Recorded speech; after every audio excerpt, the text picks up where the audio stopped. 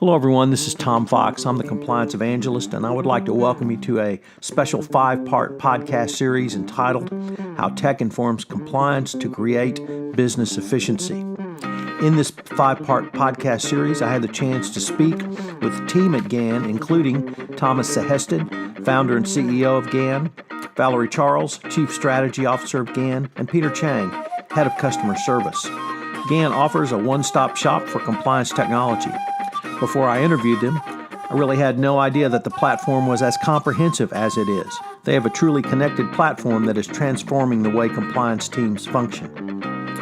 GAN has an interesting story, having started as a compliance consultancy in Europe in 2004.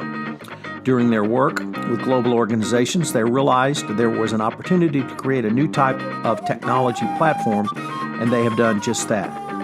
Today, GAN works with top companies across the globe and is growing rapidly. They're thinking about compliance in a whole new light, solving critical problems the industry has had for years. I enjoyed getting to know the GAN team better, and I hope you do too. For more information on GAN, check out their website, www.ganintegrity.com. Over this podcast series, we will consider how the effective use of technology can drive not only a more effective operationalized compliance program, but make your business more efficient. Check out GAN's website, our sponsor for this podcast series, for more information. In this part 3, I visit with GAN CEO and founder Thomas Sehested on how tech solutions can not only more effectively operationalize compliance, but make companies run more efficiently and at the end of the day, more profitably. Hello, everyone. This is Tom Fox. I am back again for another episode in our 5-part exploration of how tech informs compliance to create business efficiency. Today, I have with me Thomas Sehested. Thomas is the CEO and founder of GAN Integrity, and we're going to talk about one of the most exciting topics in compliance, which is how compliance makes your company run more efficiently and at the end of the day more profitably. So Thomas, with that somewhat long-winded introduction, first of all, let me thank you for taking the time to visit with me today.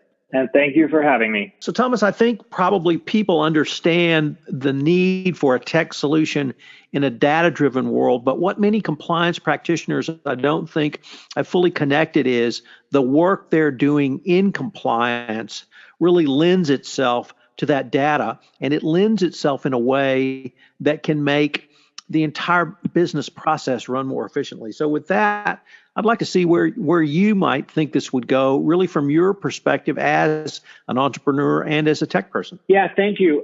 Thank you for that. I think, we work with, organizations of various sizes from the Fortune 10 to, smaller companies around the world on compliance and how they incorporate it throughout their organization and how they use it. So we see a lot of interesting things, and we try to facilitate some of the things that we think is kind of the future of the compliance department, the modern compliance department. I think first and foremost, implementing the right compliance approach with the right systems around it doesn't just become a business enabler. It could also become kind of a cultural change for the organization that helps it become more efficient and more forward thinking. A lot of what we do is, you mentioned it briefly in terms of the data. There's such a large amount of data flowing through the compliance department. Like every single vendor that your organization is working with and have been working with should be at some kind of system of record there. All of your employees, all of the trainings they've taken, all of the questions they've asked into the systems in terms of, gifts and entertainment, conflicts of interest, et cetera. All of that is, in a central repository, or should be in the compliance department.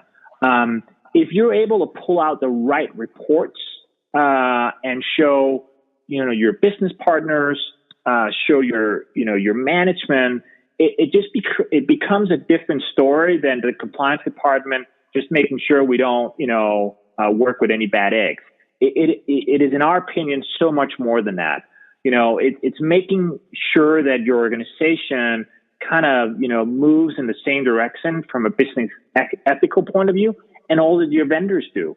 So, if you work with the right vendors, the right type of vendors, if you make sure that they're educated on how your organization, treats everything from compliance to environmental, et cetera, that's just such a powerful thing to have. And I think having one system of record, the ability to have detailed reports around that just creates a completely different scenario for the average compliance department, and it makes them into a business enabler instead of a cost division. And that's really what we think, the modern compliance department should strive for. And some of our most forward-thinking customers are doing exactly that. I mean, they're winning awards for just how forward-thinking they are from a legal department point of view. So, Thomas, let me unpack a couple of statements you had in there. One kind of line of thought I heard was there is multiple sources of data in a compliance function that would allow a business unit or perhaps other corporate discipline to be more efficient. The second thing I've heard, though, was a little bit different, which is that the data that compliance has, if analyzed, if someone actually looked at it, you could see where the inefficiencies in your own sales process were and actually increase efficiencies in your sales process by using the data in a almost continuous feedback to improve your business process. Do you see really both as viable? No doubt. I mean, I think, data is extremely powerful if you use it the right way, and I think that the compliance department is really in a very unique position.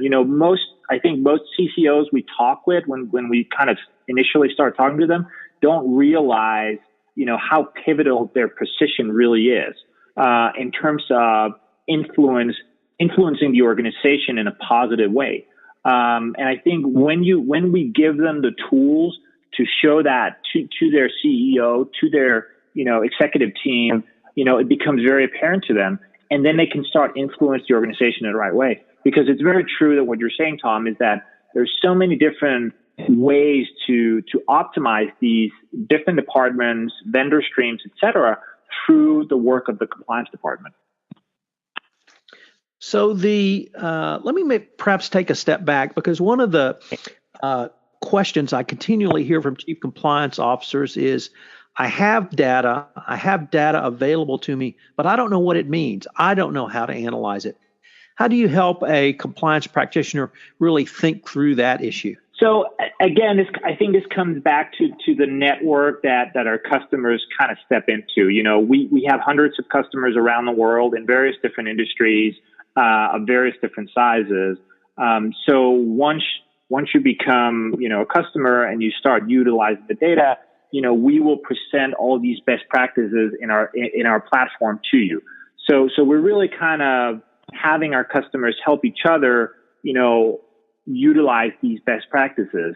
Again, we're technology people. We have some very, very smart, compliance people around us in our organization. But the collective brain power of the compliance community naturally is much more powerful than that. So we're really relying on the best practices from all our customers and feeding that in. So when somebody becomes a new customer here, they taps into that entire database. They're able to see the best cases utilized for organization in India, in China, in South America, across the U.S., depending on what organization you're part of. In terms of then moving to utilize the data in the business process, should or even could a compliance functionary, a compliance practitioner, a chief compliance officer partner with other corporate disciplines like sales, like internal audit, like the finance department? Is that something that either you've seen or you would advocate?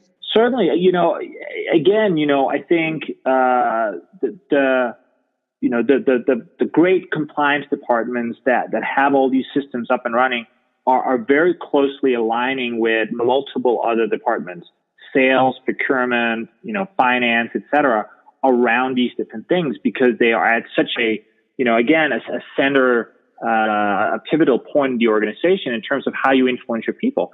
We even have organization that when you're pushing out questionnaires, both to employees and third-party vendors, that have deploy different strategies of nudging, et cetera, to make sure that they influence their vendors to think the same way as their employees when it comes to compliance, when it comes to being ethical, et cetera. So I do think it's incredibly important. And there's very few other departments that touch the entire organization, both from a vendor and an employee perspective, like a compliance department do. So utilizing that is very, very important. So, Thomas, unfortunately, we're near the end of our time, but I would really like to end with one kind of exploration from your perspective on how does, or at least how would you suggest a chief compliance officer have this conversation with those above him, with the senior management, with the chairman of the audit committee, with the board of directors? What should a compliance officer suggest that they can bring to the table to help improve an overall business process, even if that's a sales process? I think a lot of this is data driven, right? You need convincing evidence, you need convincing material to bring to your CEO. I mean, he's naturally a very busy person. He is, inundated with information from his organization. So I think one of the most powerful things we do is we create these very simple reports that are easy to, pull out of the system from an iPad, iPhone, whatever, and show that to your C-suite.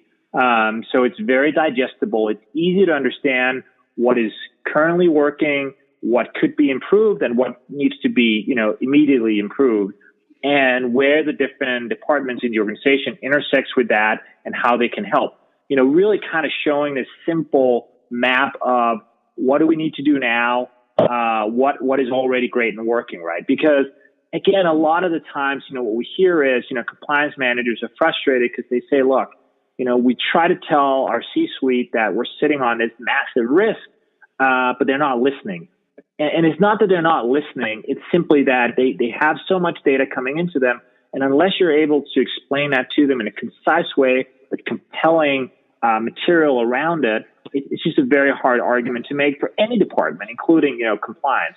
So I think the biggest thing we bring to the table is we allow these compliance managers to bring these easy, tangible reports to their C-suite.